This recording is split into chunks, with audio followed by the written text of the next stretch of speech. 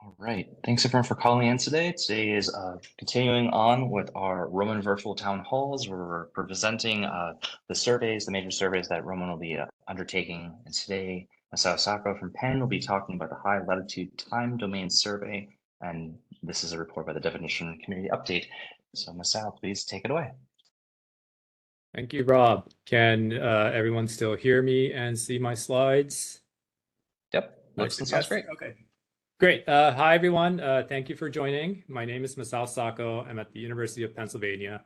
And on behalf of my co-chair, Brad Senko at NASA Goddard Space Flight Center, and the wonderful team of members who are on this committee, I will be presenting to you the current status of the work that we have been doing for the past 7 or 8 months on designing and defining the High Latitude Time Domain Survey for the Roman Space Telescope.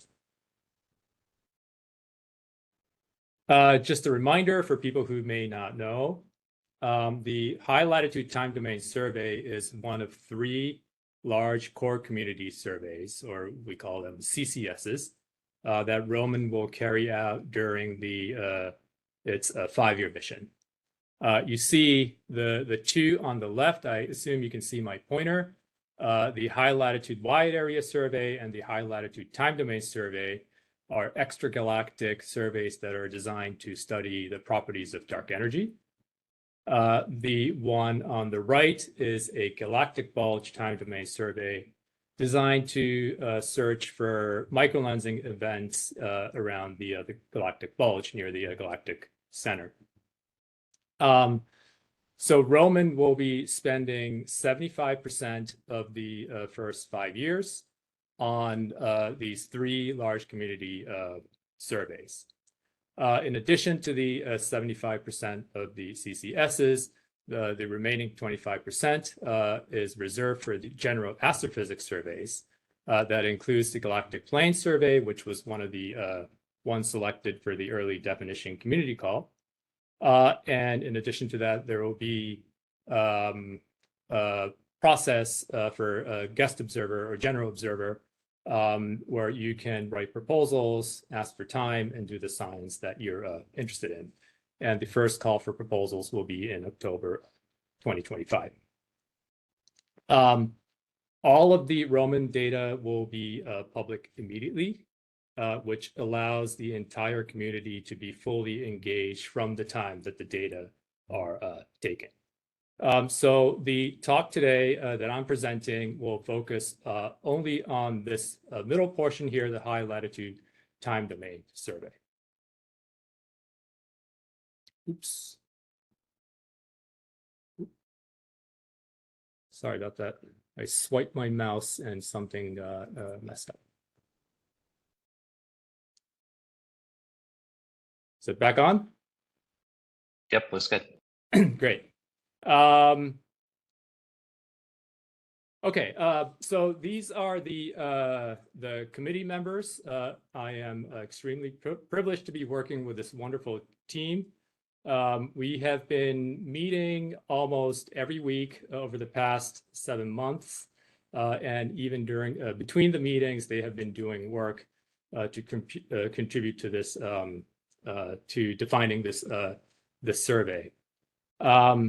They are all doing this work as a service to the community. They're not being paid. So if you see them at a conference or somewhere else, please thank them, give them a hug, buy them a coffee for the time that they have put in. We have representation from a wide range of transient science experts. We have people working in core collapse supernovae, gamma ray bursts, active galactic nuclei, solar system objects, multi-messenger astrophysics, experts on spectroscopy from space. We also have representations from the 2 project infrastructure teams, or the PITs, the supernova PIT and the rapid PIT. The supernova PIT, of course, is designing and doing infrastructure work for Type 1a supernova cosmology. The rapid PIT is developing infrastructure and software to disseminate the transients that Roman will find to the community. So we have a not so easy job to do. Dual mandate. On one end, we are trying to design a survey that meets the type 1a supernova cosmology. But in addition to that, we are interested in maximizing the broader scientific return for the entire Roman community. In other words, we want to design a survey that will give us type 1a supernova cosmology constraints, but also give us data that are interesting for other non-1a science, such as core collapse, supernova studies, active galactic nuclei, and other transients that we may find. So this committee sort of sits in between the project infrastructure teams and the community, and try to listen to both voices, and we'll be communicating our findings to the Roman project. So the primary goal of the high latitude time domain survey is supernova 1a cosmology. I'm showing here 3 figures. The one on the top left is a recent Hubble diagram that was published from the Dark Energy Survey supernova program from the full 5-year sample, where they found 1,600 new type 1a supernovae from that survey, combine that with the couple hundred low redshift supernovae that were discovered and followed by other programs. And you can see the large number of supernovae that were discovered by DES from sort of this redshift 0.1 all the way out to redshift 1. This is redshift 1 is sort of the limit that you can reasonably achieve using ground-based telescopes, because of the atmosphere that blocks the infrared light, and it just becomes so much harder to try to discover 1As that are beyond redshift 1. The one on the bottom left, this is another Hubble diagram by David Rubin et al., the Union 3 sample, which is basically all of the high quality 1As that were discovered prior to the Dark Energy Survey. So it's a compilation of many different surveys. The x-axis, the redshift, is on a linear scale. And you can see the large number of supernovae between redshift 0 and 1. Again, easy to, or simple to find from the ground. But if you go above a redshift 1, you only see a handful of objects that were discovered by the Hubble Space Telescope. This is the region where we think that Roman will shine and be able to find a large number of 1As and get high quality infrared, observer frame infrared data, rest frame optical data, but infrared in the in our observer frame. On the right is constraint, cosmology constraint on the W not WA plane from the Pantheon Plus sample, where they put together about 1,500 type 1a supernovae, most of which overlaps with the Union 3 sample, but a completely different analysis. And the big contours are the contours that were obtained from the Pantheon Plus, and also using other cosmological probes.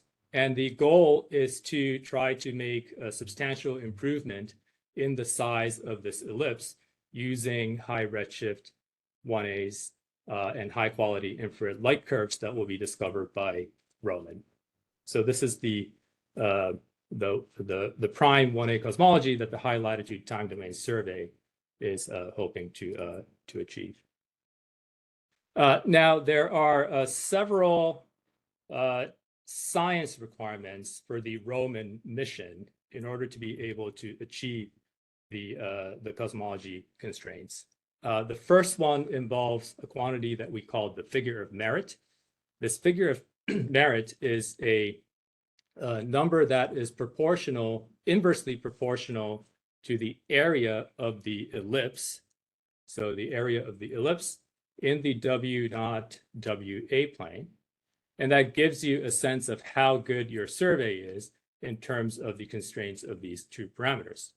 Now, the figure of merit is inversely proportional to that. So the smaller the area, the larger the figure of merit. And the first mission requirement is such that this figure of merit should be at least 325. Now, this number might not mean much to most people, and in fact, it's not a very easy number to calculate because there are various assumptions that go into it, especially the assumptions about the systematic uncertainties. But this number roughly corresponds to about a factor of 10 improvement over previous existing surveys. So this is what Roman is hoping to achieve. These three requirements are related to the quality of the light curves that we can obtain.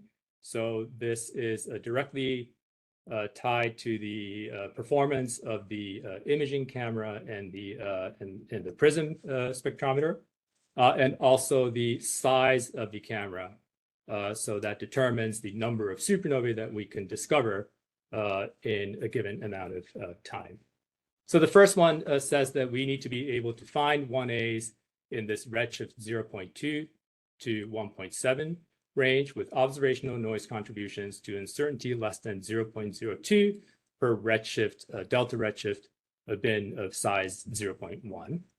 The second requirement says that the Roman Space Telescope shall be able to observe more than 100 type 1A supernovae in every redshift bin, again, of the same size, delta Z of 0.1. And then finally, the telescope should be able to achieve a systematic bias in redshift, which is characterized by this quantity here, uncertainty in redshift divided by 1 plus Z, that is less than the values given in this table over here.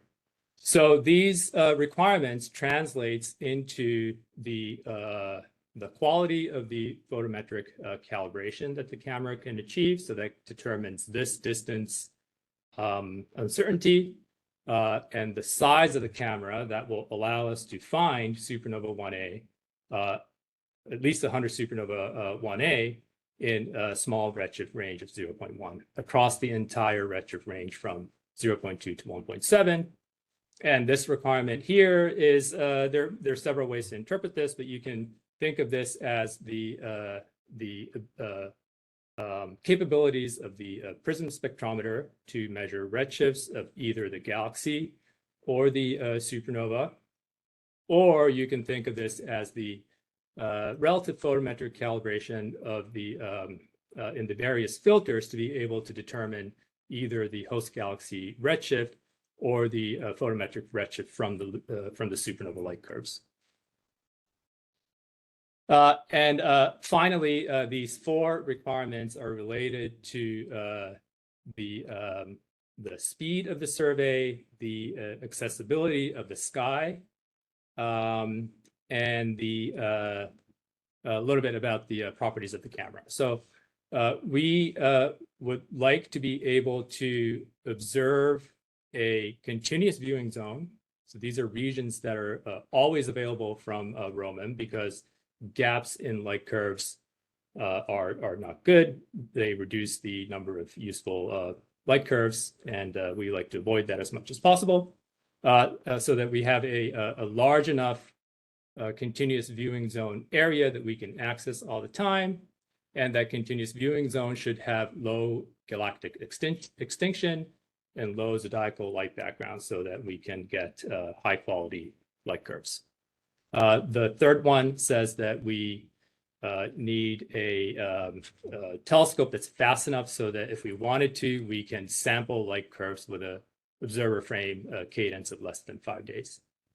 And finally, the telescope should have enough number of filters that cover this wavelength range from the mid-optical to the near-infrared, up to 6 filters that span that redshift range so that we can do color measurements of the galaxy and the supernova.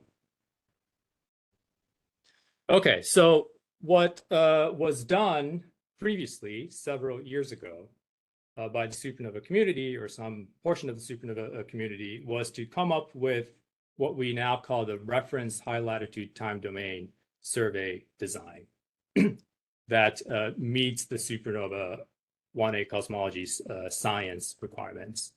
And in this reference design, what we did was we designed a survey that uses 6 months of observing time spread over a 2-year period, nominally right in the middle of the 5-year mission. So something like a year and a half of observations and data taking on the in the other core community surveys and maybe general observer surveys. Use the middle 2 years for the high latitude time domain survey, but only a quarter of the time during that period, and then another year and a half after the high latitude time domain survey. And so this was published in Ben Rose et al. In 2021.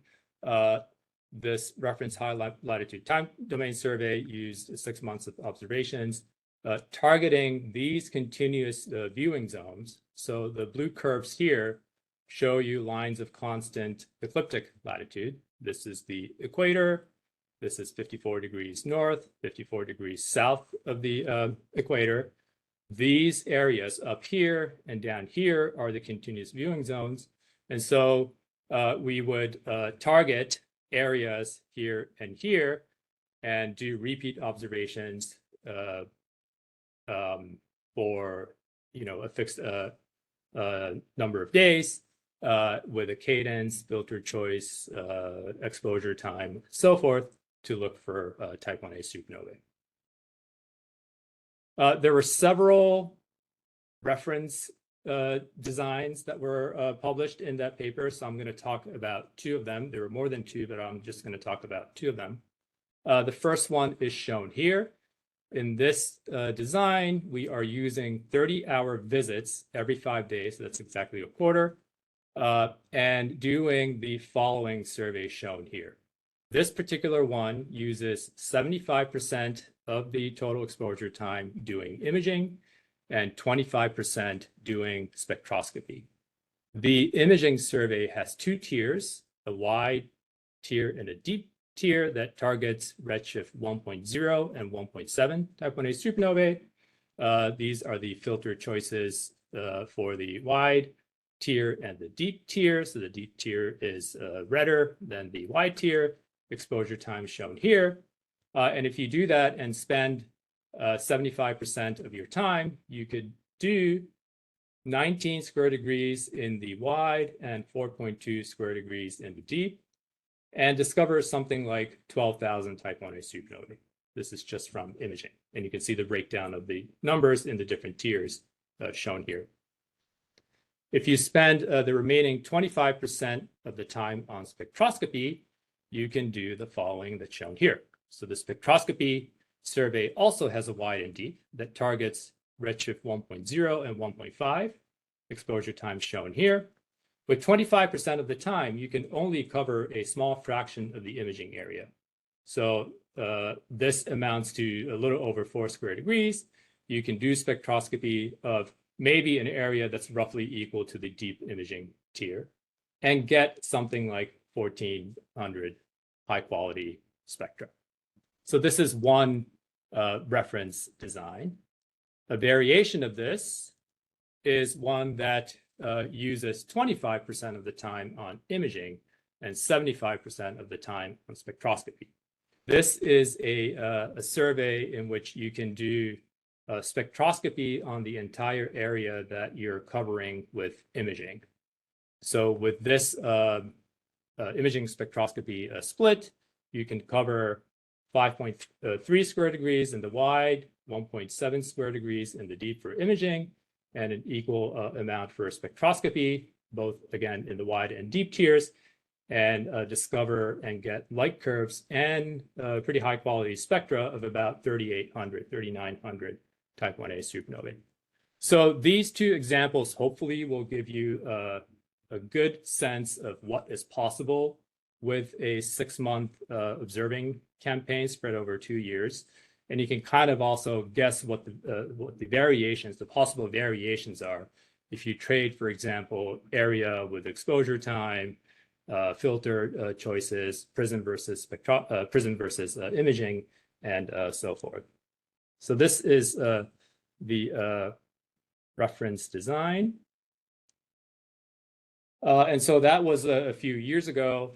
After that, Roman organized several campaigns soliciting input from the community. In 2023, we received a number of white paper pitches and white papers from the community. This is what is it called? The word cloud of the science pitches, white science pitches and white papers.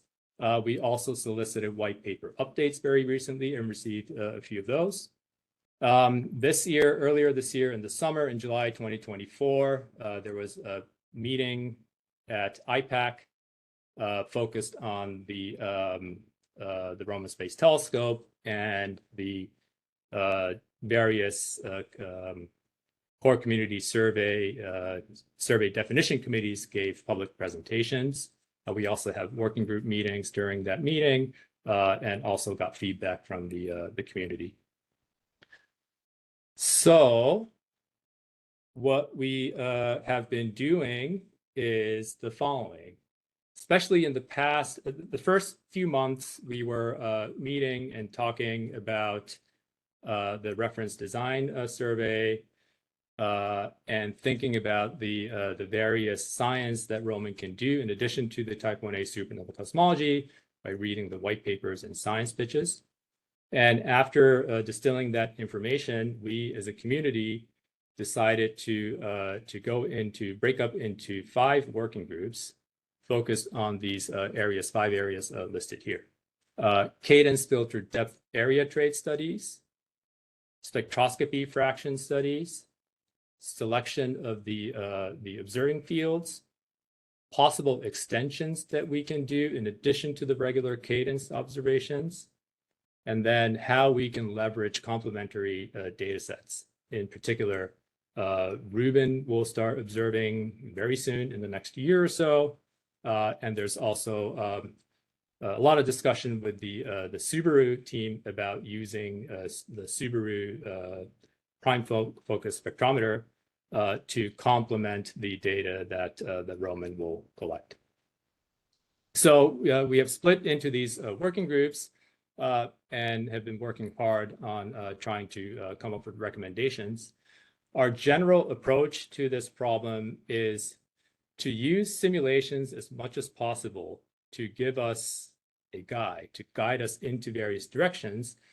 But in addition to just looking at the simulations, use our collective knowledge as a community to make informed decisions about, okay, what is the best thing that we can do, not only for the 1A science, but for the wider community if we want to do additional interesting science. Okay, so the first working group is the cadence filter depth area working group.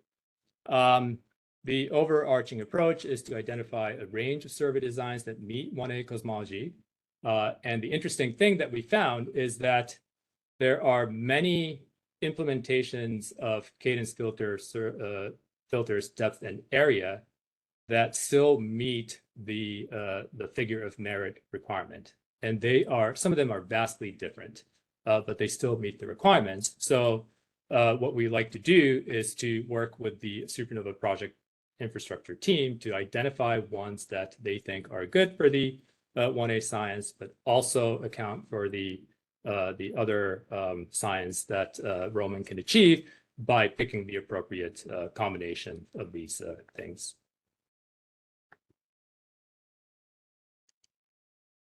We ran into some complications along the way, and there are a couple of them, but I'll mention one of them here. And this is the assumption about what assumptions we can make about complementary and possibly existing data in 2027, 2028, or 2029, when Roman is actually performing the high latitude time domain survey. In particular, supernova 1A cosmology requires supernovae across a wide redshift range. Traditionally, redshift less than 0.1 is called the low redshift anchor.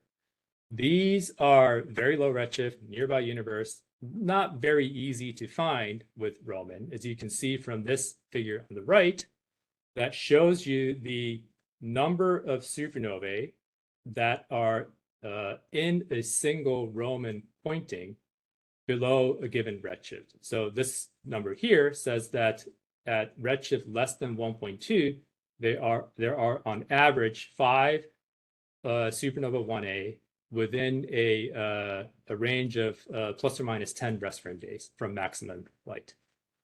So if you randomly point Roman at a sky, you would get on average 5 of these below redshift 1.2. But you can see that since the field of view of Roman is not very large, you are very unlikely to find one of these low redshift supernovae. So these Z less than 0.1 sample is probably going to come from other surveys regardless. However, in this intermediate range between 0.3 and about 0.8, this is the redshift range that Rubin will find thousands, maybe tens of thousands of type 1a supernovae and get really good optical light curves. So depending on what we assume about what is available in that redshift range, we get different answers for the Roman observing strategy. If we don't assume that we don't have any of these, simulations will try to collect those supernovae. Whereas if you assume that Rubin is collecting and sharing that data with the Roman community, then simulations will point towards higher redshift. And as a community, there is unanimous desire for Roman to focus on its unique capabilities, which is near infrared, which is hard to do from the ground. That implies that you should be getting high redshift 1As. So we are discussing this with the project and the Rubin project to try to determine whether we can talk about data sharing, not necessarily of the entire supernova 1A sample from Rubin, but maybe to be able to share fields if we decide to put one or more of the high latitude time domain survey areas inside a Rubin deep drilling field. Maybe we can talk about data sharing and collecting simultaneous observations. So I think what we're going to end up doing is making recommendations for at least 2 distinct surveys, depending on whether we have access to Rubin data or not. This is a figure that shows the figure of merit. The square points up here are the figure of merit statistical uncertainties only, assuming Roman plus Rubin, whereas the circles here down here are assuming that we don't have access to the Rubin data. Okay, cadence. There is good evidence that we still want a wide tier and a deep tier that targets slightly different redshift ranges, because that will still give us a slightly wider redshift range, and that's always good for cosmology.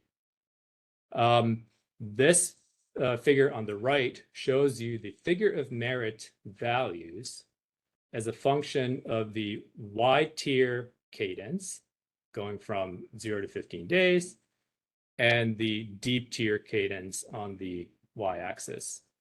So one thing you would notice is the low figure of merit values on the left that corresponds to fast imaging, so cadence with a small delta t.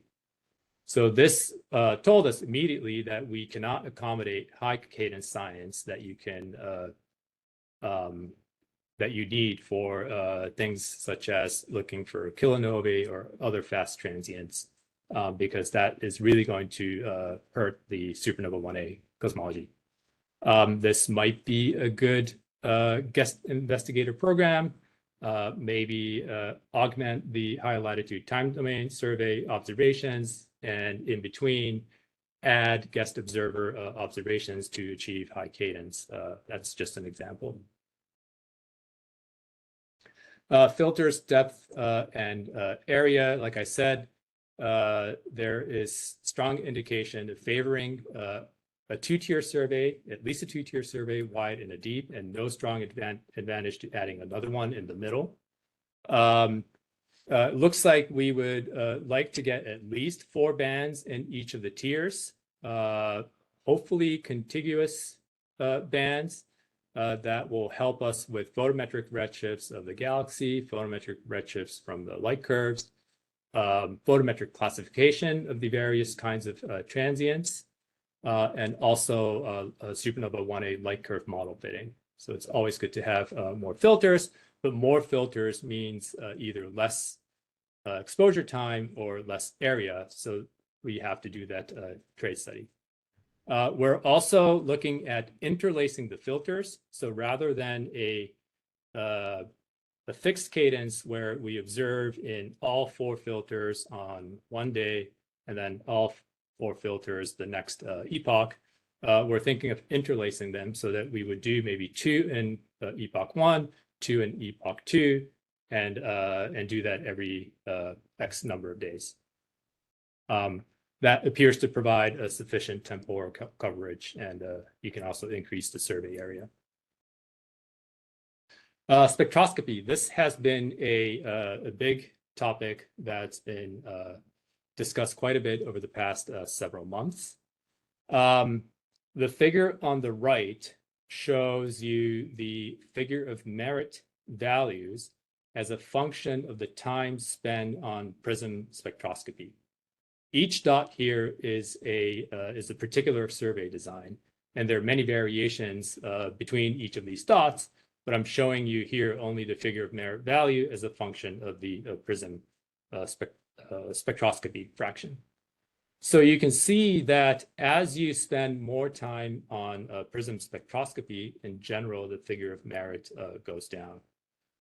This is not necessarily because the prism data are not giving us any useful information, but rather the fact that prism spectroscopy is a very expensive thing to do. And so if you try to cover more area and try to go deeper with the prism, you have to shrink your survey area substantially, and that will decrease the number of supernovae that we will find. The 2 examples that I showed you earlier for the 2 reference design, 75-25 imaging and spectroscopy, covers very different area.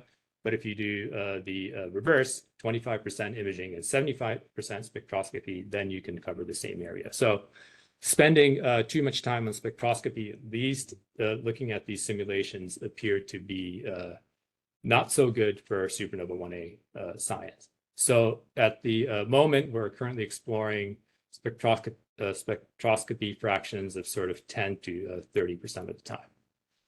The spectra, so it's a prism, so you get the spectra of the entire field and possibly various orientations if you're cadencing it, will still give us many interesting spectra of not just the 1As, but all the transients in the field.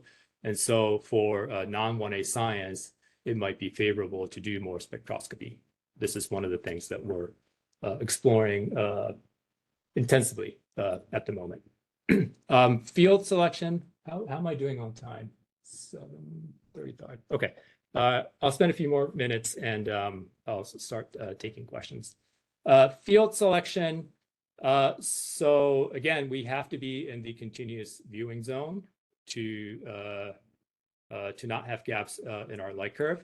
We're also thinking of putting one area in the north, one area in the south, so that we can make use of, for example, Subaru in the north and Rubin in the south. Just to give you an example, this is not, it has not been determined yet, but a Euclid deep field in the south is also a Rubin deep drilling field. This might be a good choice for our deep field, for example. And in the north, Elias North 1 has a lot of ancillary data. We can think of maybe putting the wide tier up there and use Subaru to do spectroscopy in that area, and do prism spectroscopy in the south, where we don't immediately have access to a spectroscopic telescope. We're thinking about survey extensions. So these are observations that we might consider doing outside of the nominal cadenced observations in that middle 2 years. We definitely would like to get good reference images to do difference imaging to discover new transients. That data might be also useful for us to identify all of the known variables in the field. We should also be able to get a stellar catalog, a galaxy catalog that we can use for host galaxy matching, astrometry, photometry. There are all sorts of good things that we can do with early data in the fields. We can also think about expanding the 2-year baseline. So go beyond the 2 years and maybe follow really high redshift, slow varying objects such as superluminous supernovae, which at redshift 3 or 4 can be varying for years, and other maybe exotic transients that we may have not seen yet. We're also thinking about, in addition to the 4 filters that are going to be cadence, in addition to that, do deep imaging in all of the other filters in all of the survey areas, so that we can do ancillary science with galaxy evolution, and maybe even stellar science as well. We're also looking at maybe using the K-band. The K-band is not as useful for supernova 1A cosmology as it might be in other areas. It's very noisy. It takes a lot of time to get good data. And so the trade-off is not so obvious. Okay, leveraging complementary data sets. This is the 5th working group. I think I've mentioned most of this already. The big one is complementary data sets with Subaru and Rubin. Subaru, in fact, has 100 nights reserved for Roman-related science, not just for the high latitude time domain survey, but also for the wide area survey and possibly the galactic bulge time domain survey. But if we can use this facility, we might be able to get a large number of spectroscopic redshifts of the transients host galaxies. We might even be able to get live transient classification if we time the observations right. And so that would be a very useful thing. Rubin, of course, would be great. If we can observe the Rubin, one of the Rubin deep drilling fields at the same time as the high latitude time domain survey, we would not only get light curves of the same supernovae in different filter sets, but we would also be able to use that to do very good photometric calibration between the 2 instruments that will tremendously benefit the 1A cosmology. Okay, so just a couple more slides. So this is the timeline of the committee. We started meeting in February. We met in March, April, June, talked about the various white papers, science pitches that we received, decided on where to focus our effort. In July and August, and now September, we are reporting some of the findings and pre-recommendations to the community so that we can get feedback from you and possibly make another iteration. Over the next month in September, we'll refine our trade studies, maybe do very detailed simulations of a handful of survey designs and really look at the quality of the data and make sure that what we're getting is what we want. In October, we will preview again the results of the survey definitions to the community again for feedback. And in November, we will be reporting back to the Roman project. So that's all I had. Thank you for your time. Please, if you have anything that you would like to tell us, either email me or my co-chair, Brad Senko. These are our email addresses. And also, please go to this questionnaire on this QR code where you can submit your feedback to us directly. All right, thank you for your time. All right, let's get some clapping hands emojis for our speaker. Thank you so much for that excellent talk. You can find at the bottom of your screen that little smiley face icon and click the clapping hands. Now we have time for questions. You can do it in one of two ways. You can either raise your hand by clicking the little raise hand high five icon like this, and I'll call on you until you mute yourself, or you can write your question into the chat and I will read that out loud. And also just a friendly reminder that we have two more of these talks. We have one tomorrow morning at 7 a.m. Pacific, 10 a.m. Eastern on the Galactic Bulge Time Domain Survey. And then the next one is on Thursday the 5th, and that'll be the HLWAS, the High Latitude Wide Area Survey. And that will be at also at 7 a.m. Pacific and 10 a.m. Eastern. So time for questions. Any questions out there?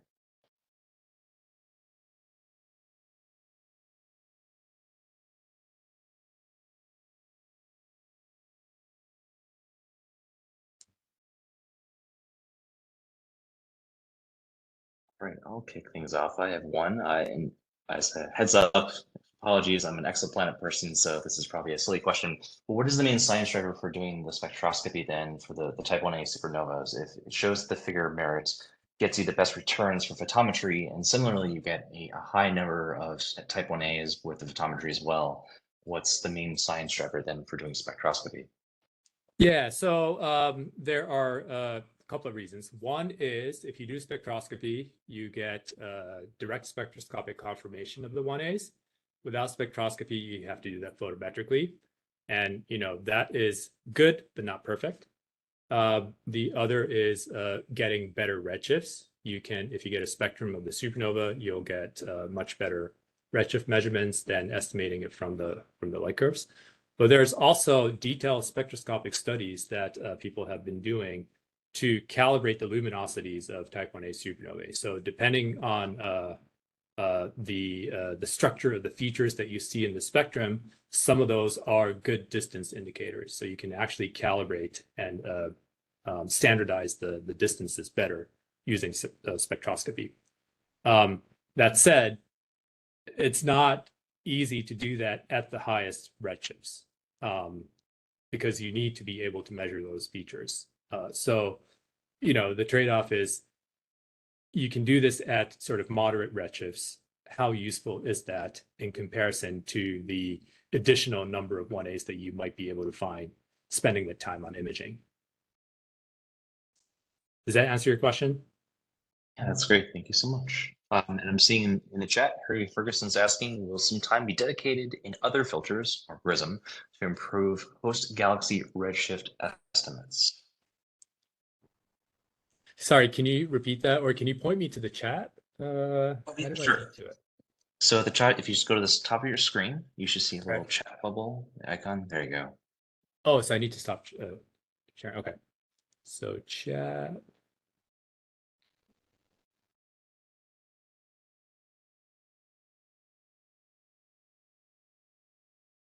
Oh, here it is. And I'm only seeing your chat, Rob. No worries. I can read it out one more time. Oh, Harry this is okay. Ferguson's- Now you. Yeah. There's a doc. No. Oh.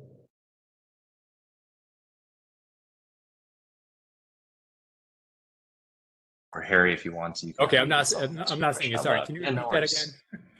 I was Yeah. just wondering if a few epochs in the filters that aren't used for each of the surveys would be beneficial for getting host galaxy properties, either redshift estimates or star formation histories or whatnot.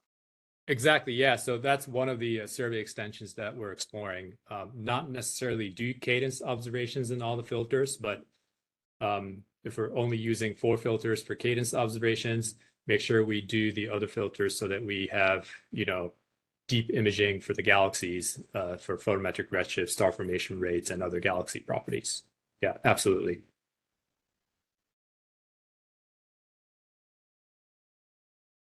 All right, and then Franz Bauer has a question in the chat. Let's say it turns out that cosmological parameters are not perfectly isotropic.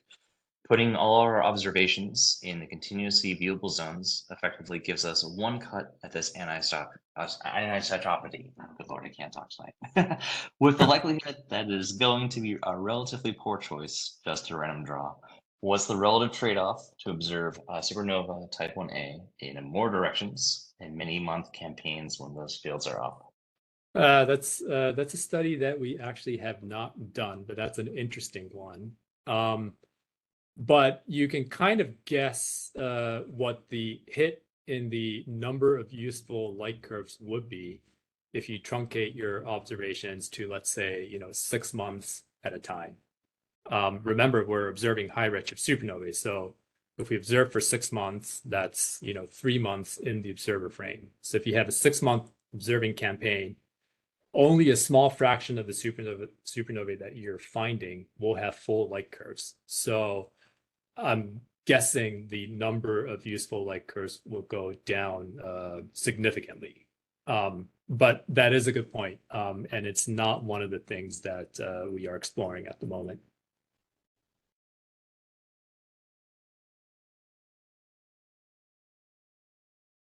We have time for a few more questions if folks want to ask them. It's like David Rubin, go ahead. Also, getting out of the continuous viewing zone raises the zodiacal background. Yeah, so it'd be really a bad thing to do. You don't just want to be in continuous viewing. You'd like to be, towards the poles. Yep. Thanks for that, David.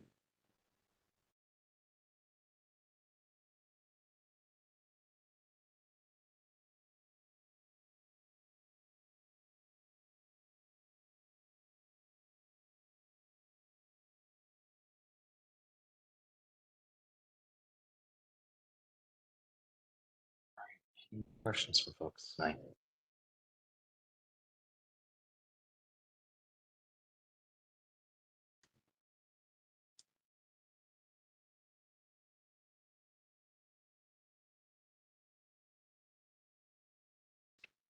Right, I'm not seeing any hands. I'm not seeing anything else in the chat. I'll make one more plug to fill out the survey.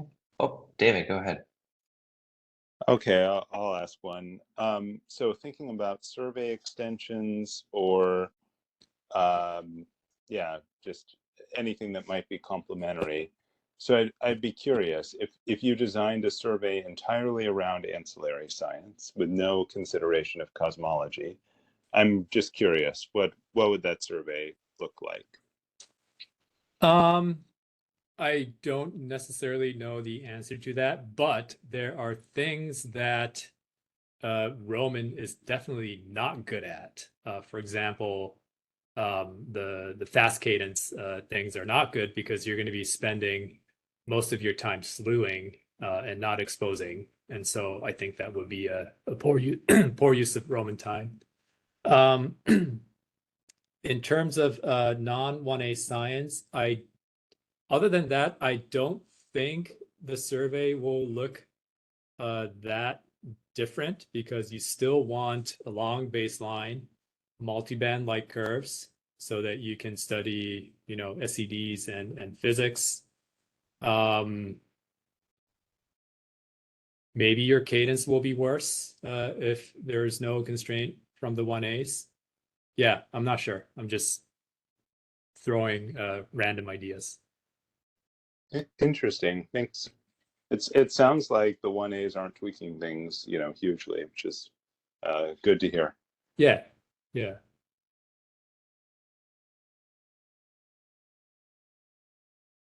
All right, any final questions from folks?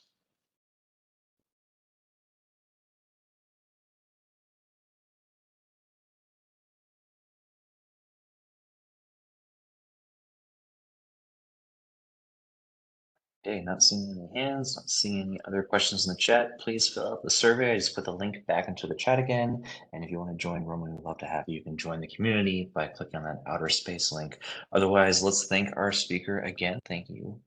Really appreciate Masao. And otherwise, everyone have a great rest of your day and talk to some of you tomorrow morning. Have a good one. Bye, everyone. Thanks. Bye. Thank you. Bye.